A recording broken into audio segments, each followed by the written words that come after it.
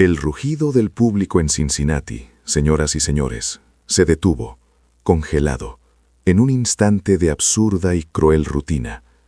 No era un juego de postemporada, no era un lanzamiento a 105 millas en el 9º inning, era un simple calentamiento.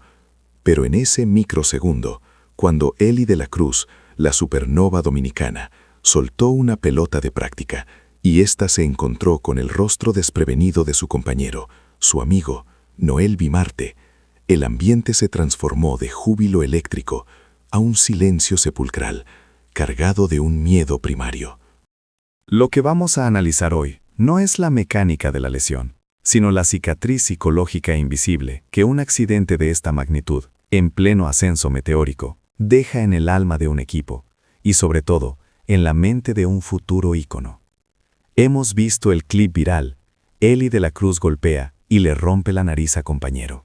Y nos preguntamos, ¿fue solo mala suerte o fue la inevitable colisión de dos fuerzas de la naturaleza que aún no aprenden a canalizar su potencia?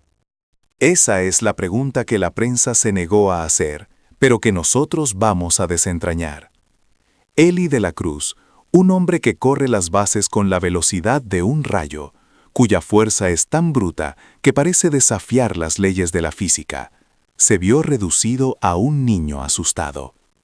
Vimos las cámaras, vimos cómo se agarraba la cabeza, cómo la sangre de Marte era para él la prueba tangible de un error catastrófico. Noelvi Marte, el otro pilar de esta revolución de los Reds, sangrando en el suelo, sustituido antes de que el primer lanzamiento oficial del día se efectuara. La narrativa instantánea fue simple: distracción, mala suerte, un bache en el camino. Pero aquellos que entienden el béisbol, no como un deporte, sino como una guerra psicológica, saben que hay algo más profundo. Muchos expertos dirán, fue un accidente, no tiene implicaciones a largo plazo en el rendimiento. Pero permítanme refutar esa simplificación con la experiencia de alguien que ha visto cómo el acero se forja y cómo se rompe. Un ex-manager de ligas menores, conocido simplemente como El Brujo en República Dominicana, me dijo una vez: la Cruz no juega béisbol, él desata energía pura. Cuando esa energía no tiene un objetivo preciso, siempre encuentra un punto débil. Hoy fue la nariz de Noelvi, mañana será su propia confianza. Añadamos peso a esto. Los Reds, hasta ese momento, promediaban un 65% de victorias desde la subida de Elly y Noelvi, con un combinado de 9.5 en WAR de novatos, una cifra solo vista en equipos legendarios de la era de los 70. El equipo operaba con una alegría temeraria. Ese golpe rompió la alegría. El verdadero conflicto no se manifestó en el reporte médico. El clímax llegó en los siguientes 3 juegos. Elly de la Cruz, que antes fildeaba como si el guante fuera una extensión de su voluntad, mostró vacilación. Sus movimientos eran menos fluidos, su pie se plantaba medio segundo más lento en la intermedia. Las estadísticas secundarias lo revelan. Su tasa de errores no aumentó, pero sí lo hizo su porcentaje de contacto duro permisivo. Un analista de la competencia, un scout veterano de los Brewers, lo expresó sin rodeos. Vimos al demonio dentro de Elly. De repente, jugaba con el freno de mano puesto. Su velocidad de sprint en el robo de bases bajó de un promedio de 30.5 pies por segundo a 29.8, medio pie por segundo. ¿Por qué? Porque cada vez que aceleraba, recordaba la consecuencia. Temía su propia fuerza. Ese golpe, señores, fue más dañino para Elly que para Noelvi. La duda, ese veneno silencioso, se instaló en el camerino. Los Reds, que jugaban con la arrogancia de la juventud invencible, empezaron a verse como humanos falibles. La tensión era palpable. ¿Cómo jugar junto a alguien que, incluso en un acto de rutina, puede ser tan destructivo? Ahí es donde entra la parte más fascinante y el verdadero giro de la historia. Lo que el público no supo, lo que se mantuvo en el profundo hermetismo del vestuario, fue el intercambio que definió la temporada. Noelvi Marte, con la nariz vendada y el rostro hinchado, no se quedó en silencio. Cuando Eli de la Cruz, consumido por la culpa, lo visitó esa noche, esperando una recriminación o al menos un consuelo, recibió un reto brutal. La conversación no fue grabada, pero el testimonio de un veterano del equipo, un lanzador silencioso y respetado, arroja luz sobre el clímax emocional de la crisis. El veterano relata: Eli entró a la habitación casi llorando, repitiendo: «Lo siento, hermano, lo siento».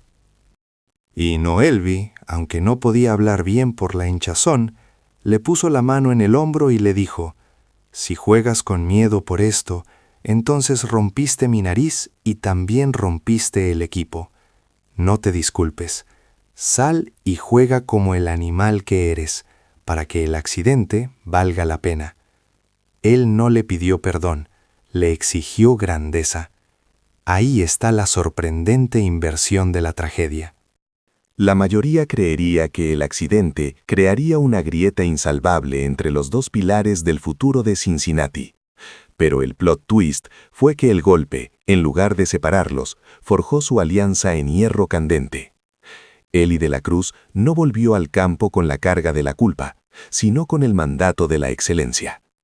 El golpe accidental se convirtió en un recordatorio constante de su poder inmenso y la obligación de controlarlo, sí, pero nunca de frenarlo. Noelvi Marte transformó su dolor físico en el combustible psicológico de su amigo. Cuando Eli volvió a robar la tercera base con una velocidad de 30.6 pies por segundo, superando su promedio pre-accidente, no lo hizo por sí mismo. Lo hizo por Noelvi. Rompió una nariz, claro, pero lo más importante es que ese incidente le recordó al meteoro que tenía que dejar de ser un niño asustado y aceptar, de una vez por todas, que su destino es ser una fuerza imparable.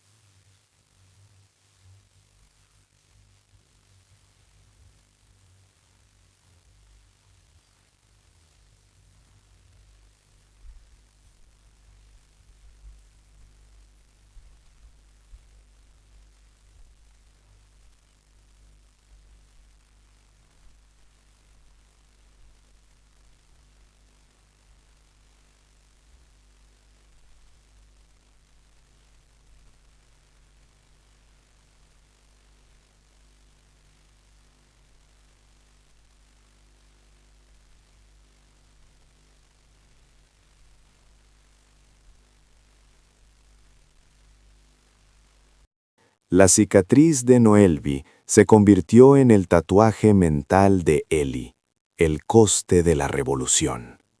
Y es por eso, amigos míos, que el incidente no fue el fin de su racha, sino el brutal e inesperado inicio de la leyenda.